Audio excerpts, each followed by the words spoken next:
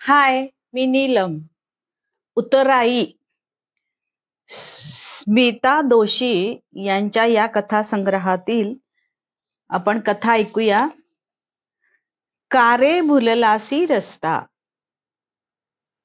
अगं कश्मीरा, काय हे कपडे घातलेस? 9वीत ना तू? मुलीच्या जातीनं कसे अंग झाकले जाईल असे अंगभर कपडे घालावेत ग. तुझे हे कपडे घातलेस ना, त्यामुळे बघ पाठ पाय कसे उघडे पडलेत. तू बाहेर मित्रमंडळीत जाणार असले कपडे घालून? आजी काश्मीराशी बोलत होती, पण तिचे आजीच्या बोलण्याकडे लक्षच नव्हते. निदान तसे ती दाखवत होती, कारण तिला आजीचे बोलणे आवडत नव्हते, पटत नव्हते. पण आजी सारखं सारखं विचारायला लागल्यामुळे ती चिडली आणि म्हणाली, आजी, मला कळतं बरं कसले कपडे घालायचे ते. माझ्या सगळ्या मैत्रिणी अशाच प्रकारचे कपडे घालतात. मी काय अंगभर कपडे घालून काकूबाई बनून जाऊ का क्लासला? हसतील सगळे मला. तुझं आपलं काहीतरीच. आज बऱ्याच घरातून असे संवाद ऐकायला मिळतात. त्यामुळं मायलेकींचं आजकाल पटत नाही. दोघींच्याही सारखी कुरबुर चालूच असते. पण सरिता, स्वीटीचं घर याला अपवाद कसे ठरेल? स्वीटी 11वीच्या वर्गात शिकत होती. मैत्रिणी कॉलेजला शिकायला गेल्या म्हणून ही हट्टानं कॉलेजलाच गेली 11वीला. स्वीटी अभ्यासात खूप हुशार होती. 10वीला तिला चांगले मार्क पडले होते. कॉलेजला येऊन तिला आता 6 महिनेच झाले होते आणि तिला कॉलेजचे वारे लागले. नवं कॉलेज, तसं नव्या मैत्रिणीही तिला इथं मिळाल्या. सुरुवातीला भित्र्या सशासारखी असणारी स्वीटी बघता बघता कधी बोल्ड झाली लक्षातही आलं नाही. तिचं अभ्यासात कमी आहे, पण इतरत्र मात्र लक्ष जाऊ लागलं होतं. मुलं मुली एकत्र शिकत असल्यामुळे स्वीटीला कसं काय माहीत, पण मुलांच्यात रमावं असं वाटू लागलं, छान दिसावं असं वाटू लागलं. त्यामुळे अभ्यासाऐवजी ती नटण्या बोरडण्यातच रमू लागली. आता तिला वरचेवर आरसा लागत होता. सरिताला वाटलं तारुण्य सुलभ स्वभावामुळे ती असं नटत मुरडत असेल, पण स्वीटी स्वतःच्या नकळतच बदलत चालली होती. तिला स्वतःलाही हा बदल लक्षात आला नव्हता. पूर्वी शिक्षकांचे शिकवणे लक्षपूर्वक ऐकणारी स्वीटी आता तासांना दांड्या मारू लागली आणि त्याचं तिला काहीही वाटत नव्हतं. आता परवाचीच गोष्ट घ्या ना. स्वीटीच्या या वागण्यामुळं वर्गात अचानक टेस्ट घेतली तेव्हा तिला काहीच लिहायला आले नाही. तिचा पेपर कोराच राहिला. क्लास अटेंड केला असता तर टेस्ट आहे ते तिला कळलं असतं. तिनं अभ्यास केला असता, पण मैत्रिणीच्या आग्रहाखातर ती कॅन्टीनला गेली क्लास चुकवून, आणि आज तिची अशी अवस्था झाली. आता घरी पेपरबद्दल विचारले तर काय सांगायचे? शेजारच्या मृदुलामुळे घरात टेस्ट झाल्याचं कळणारच होतं. स्वीटीला काय करावे कळेना. तिने पेपर बॅगेत तळाशी ठेवून टाकला. घरी काहीतरी थाप मारायची असं ठरवून ती पुन्हा मैत्रिणीची गप्पा मारण्यात गुंग झाली. मध्येच सरांनी तिला एक प्रश्न विचारला, पण स्वीटीला त्याचे उत्तर देता आले नाही. कसे देणार? शिकवताना तिनं जर लक्ष दिलं असतं तर ही वेळ आलीच नसती ना तिच्यावर.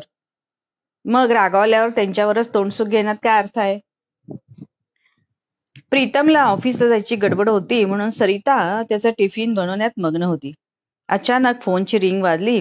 सरिता स्वयंपाकघरातूनच ओरडली, प्रीतम, प्लीज उचल ना रे फोन, केव्हाचा वाजतोय तो. पण प्रीतमने फोन उचलेपर्यंत तो बंद झाला. सरिता प्रीतमला हात, रुमाल, सॉक्स, टिफिन देत असताना पुन्हा रिंग वाजली. वैतागतच सरिताने फोन उचलला. समोरून आवाज आला, मिसेस पाध्ये का? ताबडतोब पोलीस स्टेशनला या, तुमची मुलगी आम्हाला सापडली आहे. सरिताच्या हातातून फोन गळून पडला. तिला त्यांचे पुढचे काही एक बोलणे ऐकायलाच येत नव्हते. काय झालं असेल माझ्या स्वीटूला? अपघात तर नसेल ना झाला? किती नाजूक आहे माझी पोर. देवा, तिला काहीही नको व्हायला. 5 रुपयांचा प्रसाद चढवेन मी तुला. माझ्या पोरीची रक्षा कर. प्रीतम सरिताकडे काहीतरी मागायला म्हणून आत आला आणि सरिताची अवस्था बघून जागच्या जागीच खिळून उभा राहिला. त्याला क्षणभर काहीच समजेना. त्यानं सरिताला हलवले तशी ती भानावर आली. अगं, अचानक काय झालं तुला? प्रीतम, अरे आपली स्वीटू, आपली स्वीटू. सरिताला बोलवेच ना, ती फक्त रडत होती. प्रीतमला काय प्रकार आहे तेच समजेना. त्याने सरिताला धरून सावकाश खुर्चीवर बसवलं. त्यानं फॅन लावला व तिच्यासाठी पाणी आणलं.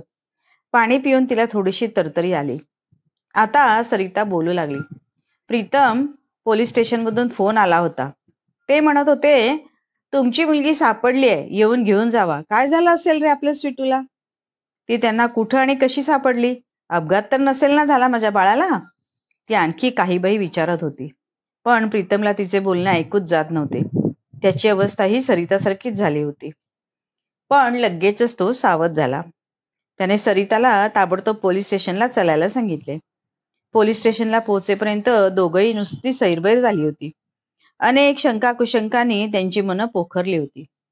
पोलीस स्टेशन आलं तसं दोघंही धास्तावतच आत शिरले. समोरच त्यांना स्वीटी दिसली. तिला व्यवस्थित असलेलं पाहून त्यांना हायसं वाटलं. स्वीटी बरोबर तिथं अनेक मुलं मुली होत्या. सर्वजण रडत होते. स्वीटीनं मम्मी पप्पांना पाहिलं आणि धावतच ती त्यांच्याजवळ आली. काहीही न बोलता हमसून हमसून रडू लागली. म्हणू लागली, मम्मी, मी चुकले. पप्पा, मला माफ करा. पुन्हा मी असं नाही वागणार. मला वाचवा, मला वाचवा. प्रीतम सरिताला स्वीटीच्या या बोलण्याचा काहीच संदर्भ लागेना. ते संभ्रमात पडले. इतक्यात पाठीमागून आवाज आला, मिस्टर पाध्ये, तुमची मुलगी आम्हाला एका 5 स्टार हॉटेलमध्ये सापडली. काय सापडली म्हणजे? थांबा, मी सविस्तर काय ते सांगतो, इन्स्पेक्टर म्हणाले. काल आम्ही इथल्या आनंद 5 स्टार हॉटेलवर धाड टाकली असताना तिथं या मुला मुलींची रेव पार्टी चालली होती. नुसता धिंगाणा. प्रत्येक जण बेधुंद होऊन वाटेल तसे नाचत होते. कुणाला कशाचेही भान नव्हते. आमच्याकडे तक्रार आली म्हणून आम्ही इकडे आलो. अहो, इतके कसे बेफिकीर तुम्ही आई बाप? आपल्या मुलांना एवढी मोकळी कशी देता? पैसा जास्त झाला असेल तर एखाद्या अनाथाश्रमाला दान करा, नाहीतर काहीतरी सत्कार्यासाठी वापरा. पण हे असे आपल्या मुलांना चैनीसाठी पैसे देताना तुम्हाला काहीही वाटत नाही? तुमच्या व्यापात मुलांची लुडबुड नको, तुमच्या पार्ट्या व्यवस्थित व्हाव्यात, यासाठी मुलांना भरपूर पैसे देऊन त्यांना असं काहीतरी करायला वागायला तुम्ही नकळत प्रोत्साहनच देता. त्यांच्या वयाचा तरी विचार करायचा ना. आपण दिलेला पैसा मुलं कसा खर्च करतात याची तुम्ही चौकशी करता का? त्यांच्याकडे लक्ष देता का? ते त्यांचा रोजचा दिवस कसा घालवतात याची विचारपूस जवळ बसून करता का कधी? केवळ आम्हाला वेळ नाही, ऑफिसमध्ये जास्त काम असते, यासारख्या कारणांचा आधार घेऊन तुम्ही आजकालचे पालक मुलांना अक्षरशः वाऱ्यावर सोडता. त्यांच्यावर चांगले संस्कार करण्यापेक्षा, त्यांचे प्रश्न समजावून घेण्यापेक्षा, त्यांना वेळ देण्यापेक्षा जादा पैसे घेऊन त्यांना अशी चैन करायला सोडता. अशानंच मुलं हट्टी दुराग्रही बनतात. अशा नकळत्या वयात काही बाही करून बसतात. त्यांना कुणाची संगत आहे, ती कशी आहे, याकडे तुमचं लक्ष आहे का? आणि काय हो, अशा वाया गेलेल्या मुलांचे पालक म्हणून घ्यायला तुम्हाला काही शरम-बिरम वाटते की नाही? आपणच मुलांना चुकीचा रस्ता दाखवायचा आणि नंतर त्यांच्याच नावानं, तरुण पिढीच्या नावानं ओरडत बसायचं. आणखी बरेच काही इन्स्पेक्टर बोलत होते. आपली मुलगी रेव पार्टीत? कशी? कुणाबरोबर? आत्ता त्यांच्यातील पालक जागा झाला. त्यांना आपली लहानशी स्वीटू असं काही करत असेल यावर विश्वासच बसेना. सरिताने खसकन स्वीटूला बाजूला ओढले आणि विचारले, काय ग, पोलीस सांगतात ते खरंय का? तुला काय कमी पडलं ग म्हणून हे नाही ते थेर सुचले? अगं, असं वागताना क्षणभरही तुझे पाय थबकले कसे नाहीत? तुला आमची आठवण आली नाही? तू थिरकतच राहिलीस नशेत. काय ग हे? काय करून बसलीस स्वीटू तू? सरिताने जोरात तिला झिडकारले आपल्यापासून दूर आणि म्हटले, जा जा, तू जा अशीच. नाही त्या मुलांच्या संगतीत राहा, आमच्याजवळ येऊ नकोस. स्वीटी जोर जोरात रडू लागली. म्हणू लागली, अगं नाही ग मम्मा, मी चुकले, माझं ऐकून घे ग. अगं, मला हे काहीही माहित नाही. मी तशी मुलगी वाटते का तुला? सकाळी मी पल्लवीकडे नोट्स आणायला गेले होते. ती कुठेतरी पार्टीला चालली होती. मला पण तिने चालण्यासाठी आग्रह केला. मी कितीही नाही म्हटले तरी तिनं माझं ऐकलं नाही. मग मी तुला मोबाईलवर कितीदा फोन लावला, सारखा नॉट रिचेबल येत होता. पल्लवी आपण लवकरच येऊ असं म्हणाली आणि मला घेऊन गेली. इथं आल्यावर तिनं मला लिंबू सरबत दिलं. नंतर काय झालं मला काहीही माहित नाही. मी माझी राहिलेच नाही. मी नाचतच राहिले. मला कशाचंच भान राहिले नाही. मम्मी, माझी काहीही चूक नाही ग. मला माफ कर. मला घरी घेऊन चल. प्रीतमनं हॉलवर नजर टाकली. सगळी कोवळ्या वयातली मुलं मुली होत्या. त्यांचेही पालक खाली माना घालून उभे होते. त्यांना वर बघणेही मुश्किल झाले होते. आज त्यांच्या मुलांनी त्यांच्यावर काय ही वेळ आणली होती. मघापर्यंत ताठमानेने फिरणारे हे पालक आता आपले तोंड लपवू पाहत होते. पोलिसांनी दम देऊन सगळ्यांना सोडून दिले. पालकांना आणि मुलामुलींना वॉर्निंग दिली. पुन्हा जर असं सापडलात तर थेट जेलमध्येच त्यांची रवानगी होईल. आता त्यांचं वय लहान आहे म्हणून केवळ समज देऊन सोडत आहोत. पण याद राखा, पुन्हा असं काही घडलं तर काही खैर नाही. चला, चालते वा मूर्खलेखाचे. सर्वजण निमूटपणे खाली मान घालून बाहेर पडले. कुणी कुणाशी काही बोलत नव्हते. आज सर्व पालकांना मेल्याहून मेल्यासारखे झाले होते. पश्चाताप झाला होता. प्रीतम सरिता घरी आले तर माई वाटच पाहत होती त्यांची. सापडली का रे आपली स्वीटू? काही मोठा अपघात वगैरे नाही ना झाला तिला? अरे पण तुम्ही दोघे असे चेहरे पाडलेले का? काय झालं स्वीटूला? आई प्रश्नावर प्रश्न विचारत होत्या. प्रीतमला भरून आलं. तो म्हणाला, माई, स्वीटूचा अपघात झालाय. फार मोठा अपघात, जो आपल्या सर्वांनाही त्यात ओढून घेणार आहे. माई, माई, आपली स्वीटू वाईट मुलींच्यात संगतीला लागलीये ग. तिला काहीही कळत नाहीये, पण ती त्यात ओढली गेली ग माई. आम्ही स्वीटीवर संस्कार करण्यातच कमी पडलो ग. माई, माई, मी काय करू? कसं सावरू ग माझ्या घराला? माई, माई. प्रीतम आईच्या कुशीत शिरून लहान मुलासारखा रडू लागला. आत्तापर्यंत आवरून धरलेला बांध कोसळला होता. त्याचा हा आकांत पाहून सरिताही रडू लागली. स्वीटी, तिला तर हा धक्का इतका जोराचा होता की ती काही कळण्याच्या पलीकडे गेली होती. निश्चल, निस्तब्ध, एखाद्या पुतळ्याप्रमाणे उभी राहून ती सर्व काही कोरड्या डोळ्यांनी पाहत होती. माईंनी थोडा वेळ जाऊ दिला. प्रीतम सरिता थोडे शांत झाले. त्यांच्या पाठीवर थोपटत माई बोलल्या, बाळांनो, मी तुम्हाला वेळोवेळी सावध करत होते, सूचना देत होते, पण तुम्ही दुर्लक्ष करत होता. अरे, दोघही नोकरी करत असला म्हणून काय झाले? मुलांबद्दलची कर्तव्ये जागरूकतेने पार पाडली पाहिजेतच ना.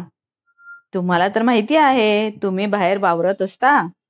आज जमाना कसा झपाट्यानं बदलत चाललाय. मुलांपुढे आज किती प्रलोभनं आहेत. मुलं कधीही त्यांना बळी पडू शकतील असं वातावरण आहे.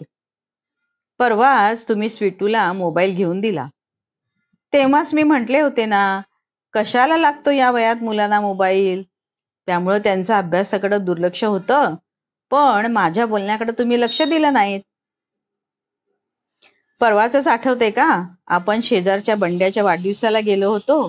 तेव्हा पार्टी मोठ्या जोशात चालली होती. कशाला काहीही कमी नव्हते. पण बंड्यासहित त्याची सर्वच मित्रमंडळी, आपली स्वीटू सुद्धा एका कोपऱ्यात घोळका करून मोबाईलवर बोलत खिदळत होती. त्यांचं पार्टीत लक्षही नव्हतं. मला ते जरा विचित्रच वाटलं होतं. सर्वांच्यात मिसळून राहण्यापेक्षा, सगळ्यांशी गप्पा मारण्यापेक्षा त्यांचा घोळका अलिप्त होता. शेजारच्या सान्यांची ती छोटी 2 वर्षाची नात, केवढीशी ती चिमुरडी, पण आईला कसं म्हणते, कार्टून लाव ना. आईनं दुसरं काहीतरी लावलं तर हिनं रडून रडून जो धिंगाणा घातला, बाप रे. अरे, यामध्ये त्या मुलांची काहीच चूक नसते. चूक आपलीच असते. आपणच मुलांना या सवयी लावतो. त्यामुळे ती जेवतात, शांत बसतात, आपल्याला त्रास देत नाहीत, आपली कामं होतात. ही तुमची आधुनिक साधनं खरं तर किती उपयोगी आहेत. क्षणात पाहिजे ती माहिती, फोटो, ज्ञान आपल्याला देतात. मला तर त्याचा फार हेवा वाटतो. वाटतं खरंच ही पिढी किती भाग्यवान. त्यांना जे हवं ते क्षणाभरात ती माहिती मिळवू शकतात. पण आजचा तरुण वर्ग बऱ्याचदा याचा गैरवापर करताना दिसतो. इंटरनेटमुळे जग किती जवळ आले, त्याचा चांगला फायदा घ्यायचा सोडून त्याचा दुरुपयोगच होताना दिसतो. हे खरं तर मी तुम्हाला सांगायला नकोय. तुम्हाला हे सगळं माहित आहे. तरीही तुम्ही स्वीटूकडं लक्ष दिलं नाही. बरं ते बरं, थोडक्यात निभावलं. उद्या आणखी काही मोठं होण्यापेक्षा वेळीच हे लक्षात आलं ते. आता तरी सावध व्हा रे. तिच्याकडे, तिच्या मित्रमैत्रिणींकडे लक्ष द्या. तिची संगत पहा. सर्वांवर लक्ष ठेवा. प्रत्येक पालकानं एवढं जरी केलं ना, तरी फार झालं. मुलांवर तुमचा थोडा तरी वचक राहील. पुढं काहीतरी मोठा घोळ होण्यापेक्षा, मुलं हाताबाहेर जाण्यापेक्षा वेळीच सावधगिरी बाळगा. तुम्हाला माझ्या बोलण्याचा राग येईल, पण आतून जीव तिळतिळ तुटतो रे हे सर्व पाहून. कितीही आवर घातला तरी मनातलं बाहेर पडलंय बघ. मी एवढं बोलले, मला माफ करा. मला काळजी वाटली म्हणून माझ्याकडून हे बोलले गेले. नाही माई, नाही. तुम्ही काही चुकीचं बोलला नाहीत. तुम्ही योग्य तेच बोललात. आमची चूक आमच्या लक्षात आणून दिलीत. आज तुमच्यासारखी वडीलधारी मंडळी घरात असल्यानं तुम्ही आमचे डोळे उघडले. खरं तर याआधीच आम्ही तुमचे ऐकायला हवे होते. मी नोकरीत पूर्ण बुडाले होते, त्यामुळे नकळतच माझं स्वीटूकडं दुर्लक्ष झालं. पण आता नाही. आता मी रोज माझ्या स्वीटूसाठी वेळ देईन, तिच्याशी गप्पा मारेन, तिला बोलतं करेन. तिच्या माझ्याकडून असलेल्या सर्व अपेक्षा मी पूर्ण करण्याचा प्रयत्न करेन. स्वीटूला अजिबात एकटं पडू देणार नाही. माई, मी पण माझ्या स्वीटूसाठी नक्कीच वेळ काढण्याचा प्रयत्न करेन. माई, मला तुम्ही सर्वजण हवे आहात. मला आपलं घर हसतं खेळतं आनंदी असलेलं बघायचंय. माझ्या स्वीटूला शिकून खूप मोठी झालेली पाहायची आहे. माई, आज तू आमचे डोळे उघडलेस. समजून उमजूनही आम्ही ज्या गोष्टींकडे दुर्लक्ष करीत होतो, आज तू आम्हाला ते पटवून दिलंस. खरंच आत्ता मला आठवतंय, परवाच मी कुठंतरी वाचलंय, त्यात लिहिलं होतं, चालला कुठे नसे पुढे रस्ता, वेळीच सावरा घ्या तुम्ही शपथा. करू नका कसलाही उद्योग नसता, पालक काढतात तुमच्यासाठी खस्ता. आठवा त्यांच्या अखंड काबड कष्टा, मग कुणीही म्हणणार नाही विसरुनी संस्कार. का भुललासी रस्ता, का भुललासी रस्ता.